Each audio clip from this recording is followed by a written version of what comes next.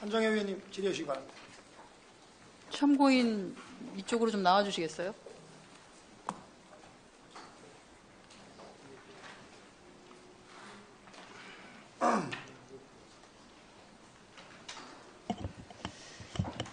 네, 잠깐 화면을 보면서 얘기를 하도록 하겠습니다. 서울 국내 1위 LED 생산 업체인데요. 서울반도체는 서울반도체 소속 노동자는 아닙니다. 그 하청업체인 SI 세미콘 회사인데 원래 그 회사는 설비를 관리하는 회사입니다. 그런데 불량을 냈다는 이유로 직접 불량 검사를 시켰고요. 거기에 현장에 투입되었던 노동자들은 해당되는 방사선 기기, 측정 기기 다음 거 보여주시기 바랍니다. 요게 그 방사선 X선 발생 장치인데 우리 전자레인지 생각하시면 똑같습니다. 저 문을 열면 우리도 왜 갑자기 전자레인지 돌리다가 시간이 안 돼도 문을 열면 딱 스톱이 되지 않습니까? 그리고 다시 닫으면 작동이 되고 하는 것은 뭐냐면 그 문하고 저 본체 사이에 인터라킹이 되어 있어서 문을 열게 되면 X선이 안 나오고 문을 딱 닫으면 X선이 발생되는 겁니다. 그런데 문을 열어도 마치 문이 닫혀진 것처럼 그 인터라킹 시스템이 작동하지 아니하게 해서 그냥 열어도 계속 X선이 나오는 상태에서 작업을 하다가 다시 초기 화면 보여주십시오. 저렇게 작업한 지 2주 된 청년의 노동자의 손이 저렇게 검게 변색된 내용입니다. 자, 우리 노조위원장님 서울 반도체 노조위원장이시죠? 예, 맞습니다. 네네. 저 기계를 잘 알고 계시죠? 예, 2009년도에 입사해서 그간의 과정을 잘 알고 있습니다. 네. 이 피폭 사고가 이번이 처음인 거야? 아니면 뭐 이런 사고들이 종종 있었습니까? 올해 4월 달에 그 삼성 반도체와 마찬가지로 그 악성 림프종에 의해서 사망한 여성 노동자는 있었는데 이번처럼 피폭 사고가 드러난 것은 처음인데 해당 그 설비는 하청 노동자도 사용했고 저희 서울반도체 정규직 직원들도 같이 사용했기 때문에 피폭 사고가 과거에도 있었으나 그것이 밝혀지지 않았다고는 맞을 것 같습니다. 엑스레이를 이용하는 검사 장비 저걸 사용하는 노동자들에게 별도의 안전교육이나 이런 것들은 실시한 적이 있습니까? 그러면? 노동조합이 설립되기 전에는 안전교육을 모든 노동자에게 잘 교육을 하지를 않았고요. 뭐 한다고 해도 뭐 20분 정도 교육을 하고 2시간 사인을 하는 그런 경우는 좀 있었습니다. 근데 노동조합 설립 후 최근에서야 이제 산업안전보건교육을 실시하였고 그러나 방사선에 관한 교육은 단 한 차례도 없었습니다. 혹시 뭐 조금 전에 언급을 하셨는데 2013년에 여성 노동자 백혈병 진단 받고 지금 투병 중이고 최근에는 악성 림프종으로 한 분 사망한 사건도 있고 한데 혹시 이런 사건 이후에 그 사측에서 뭐 조치를 취하거나 한 것들이 있습니까? 여성 노동자 사망 이후 저희 노동조합이 5월달 집회 이후에 작업 환경을 개선해달라 안전을 위해서 그렇게 MSDS 물질안전 보건 자료를 작업장에 비치해달라 요구를 한 경우에 그제서야 이제 사측은 작업장에 MSDS를 게시를 했고 회사는 OHC 조직을 만들어서 250여 가지의 물질 관리를 한다 이렇게 얘기는 했지만 직원들한테 그에 대한 교육은 단 한 차례도 한 적이 없습니다. 이번에 피폭 사고도 있고 했는데 원래 이 검사 담당 업무를 하청업체가 하고 있는 것으로 알고 있는데 그건 맞습니까?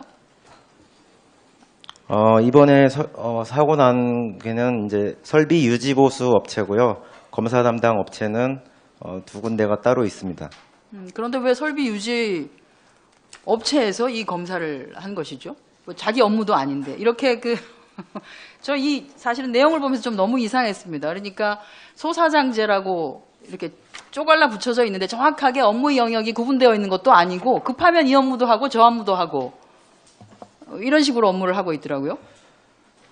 제가 2009년도에 입사했을 때는 파견 업체로 입사를 했습니다. 그래서 6개월간 일을 하다가 그쪽 파견 업체에서 월급을 받고 이제 정규직으로 편입을 돼서 똑같은 업무를 하다가 2012년부터 좀 대대적으로 사내 분사를 업체가 이렇게 나눠졌습니다. 정규직이 니네 이쪽으로 가라 이렇게 해서 서울반도체가 퇴사 처리되고 그 소사장제를 만든 그 7, 8개 업체에 그렇게 나눠졌습니다.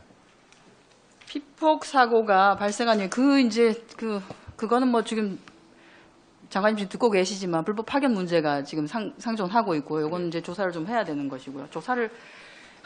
이게 2012년에 있었던 건데 지금까지 조사를 안 했다는 것도 너무 좀 황당하긴 합니다. 참, 일단 피폭 사고에 집중하도록 하겠습니다. 피폭 사고가 발생한 이후에 회사나 고용노동부의 조치가 적절했다고 생각하시는지? 고용노동부는 초반에 이제 세종본청과 안산지청에서 한번 다녀간 걸로 알고 있고요.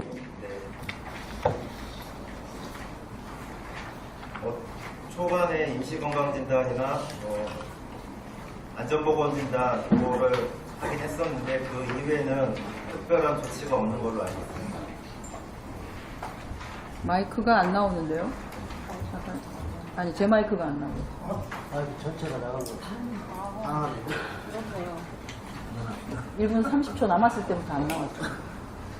가운데 의도적으로 방해를 지어서 조사를 진행합니다. 자, 그러면 지금 노동부가 한 차례 다녀가고 안전보건 진단을 했다고 하셨는데, 다음 화면 좀 보여주시겠습니까? 이게 노동부가 조사한 방사선 피폭 사고 경위라고 하는 겁니다. 여기 보면 장관님 잘 보이시죠? 예. 협력업체 소속 근로자 6명이 주야 교대로 반도체 결합용 엑스레이 발생장치 연동장치 인터라킹 시스템을 임의로 해제하고 검사할 물품을 넣었다가 회수하는 작업을 했다.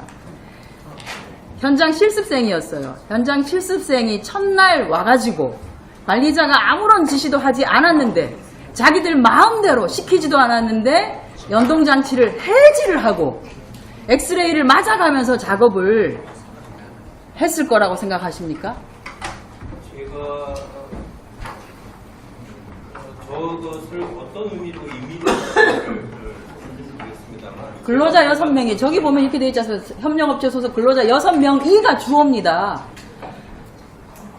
주어예요. 저 근로자 6명이 어쩌고 저쩌고 하는 것을 임의로 해제하고 검사할 물품을 넣었다가 회수하는 작업을 했고 이 중 2명은 손으로 직접 제품을 다루었고 나머지 4명은 핀셋을 사용했다. 핀셋을 사용한 사람 제가 보니까 이건 늘상 이렇게 인터라킹 시스템을 해제하고 작업을 했습니다. 그러니까 손에 좀 익으려면 즉 다시 말해서 핀셋 정도까지 사용을 하려고 하면 굉장히 오랫동안 저 작업을 한 거예요. 그러니까 그 작은 물품들을 손이 아닌 핀셋을 넣어가지고도 작업이 되었겠죠. 그런데 피폭이 된 노동자 2명은 신규 채용자들이었습니다. 손에 당연히 이거 있을 리가 없죠. 핀셋 갖고 하는 게. 그러니까 손을 쓸 수밖에 없었던 거고요. 제가 보고받은 거로는 근로자들이 임의로 자기가 편한 대로 작업하기 위해서 해제하고 했다고 보고받지 않았습니다. 근데 왜 보고서가 이거 노동부 안산지청 보고서입니다. 그리고 그 대책이라고 하는 게 향후 계획이 밑에 보십시오. 사고 발생 추후 작업 매뉴얼을 근로자가 준수하도록 교육 및 관리 감독을 강화하도록 지도 예정. 그러니까 순전히 다 해당 노동자들의 잘못이에요. 사용자는 아무것도 잘못한 거 없어요. 멀쩡하게 인터라킹 시스템도 유지를 하고 했었는데 그냥 그날 입사한 현장 실습생이 마음대로 인터라킹 시스템을 제거를 하고 자기들 마음대로 작업을 하다가 저렇게 피폭이 되었다는 겁니다. 이게 제가 오전에도 얘기를 했습니다만 노동부 보고서가 왜 이렇습니까? 저희도 저 보고서는 경위를 한번 파악을 해봐야 되겠습니다만 아마 초기에 상황을 안이하게 판단했을 것 같아요. 한 번 왔다 갔다고 하지 않습니까? 한 번 왔다 갔다고 하고 한 번 왔다 갔다고 한 게 저게 뭡니까? 저거 그냥 동향 보고 한 거 하고 사용자들 얘기만 듣고 들어간 거하고 또 저 보고서가 서울 반도체가 낸 보도자료하고 똑같습니다. 산업안전보건을 대하는 노동부 산업안전보건 감독관의 태도가 저래가지고는 100년이 지나가도 산재 안 줍니다. 사망사고 재해율을 2022년까지 절반을 떨어뜨리겠다고 목표를 세우면 뭐합니까? 현장이 이런 상황인데. 저희가 파악하고 있기로는 사고가 처음에 발생했을 때 안산지청에서 산재예방보호과장과 근로감독관, 안전공단 직원이 현장 검사를 8월 16일 날 했습니다. 그리고 각 장비에 대한 사용 중지 조치를 했고요. 그 다음에 2차 조사로 8월 20일 날 본부에서 산재예방보상정책국장과 안산지청장이 직접 사업장을 또 방문을 했습니다. 그래서 사업장 대표와 제자 면담을 통해서 사고 내용을 그건 이미 이제 노동자들이 들고 일어나고 사회적으로 이슈가 되고 한 이후였었죠. 전 노동부가 산재 사고를 대하는 방식 자체가 바뀌어야 된다고 보고요. 아시다시피 이 위원장님, 이 기계를 사용하는 원안위 조사 결과에 따르면 여기뿐 아니라 다른 데도 많이 있다는 걸로 알고 있습니다. 아마 비슷한 방식의 작업이 이루어지지 않으리라는 법은 없겠죠. 이미 해제가 작업자가 가능한 장비는 전국적으로 80여 대가 넘는 걸로 알고 있습니다. 혹시 이 일련의 과정을 거치면서 위원장님 그 정부나 또는 국회 사용자 측 여기다 하시고 싶은 말씀이 있으면 해주시기 바랍니다. 제 30대를 서울반도체에 모두 다 함께 했기 때문에 제가 서울반도체를 더 어렵게 가려고 이렇게 발언하고 싶지는 않습니다.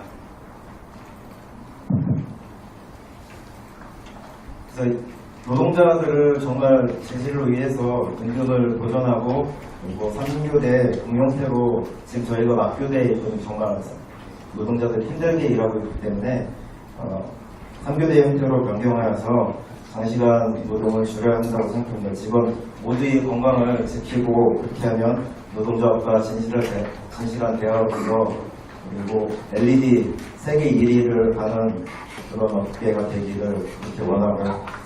노동부는 작업과 관련해서 그에 맞는 산업안전보건 교육이 되도록 교육 내용을 감독하거나 아니면 직접 교육해야 한다고 하고 국회에는 제조업 사내 하도급은 원청이 관리할 수밖에 없고 그 이익은 원청이 얻고 있으므로 원칙적으로 제조업 사내 하도급 금지 법률 제정을 해야 한다고 생각합니다. 아직도 마이크가 돌아오지 않고 있어서요. 장관님, 저 서울반도체는 보면 정규직, 비정규직, 그러니까 정규직, 파견직 할 거 없이 혼재되어 있는 데다가 업무도 명확하게 정리되어 있지 않고 공정은 라인으로 흐르는 방식으로 되어 있습니다. 그런데 이게 2012년부터 해가지고 지금까지도 아무런 조사 없이 일이 진행되고 있었다는 게 저는 도통 이해가 되지 않습니다. 이번 사고를 계기로 현장에 대한 근로감독과 불법 파견 여부와 이런 것들을 철저하게 조사를 하셔서 조치를 해주시기 바랍니다. 예, 현장에 대한 고용태에 대한 보호부담을 보겠습니다. 그리고 원자력 안전위원회에서 방사선 발생 장치 사용 유사자 하나 관리하고 있습니다. 그래서 이번에 폭사고가 발생한 유사 형태의 공사 장비 누구 사용자 사업장에 혼납을 원자력 안전위원회와 협력해서 사고 사례를 점검하고 그다음에 작업 절차 그리고 이렇게 새 연동장치 해제는 못하도록 네, 수고 많으셨습니다.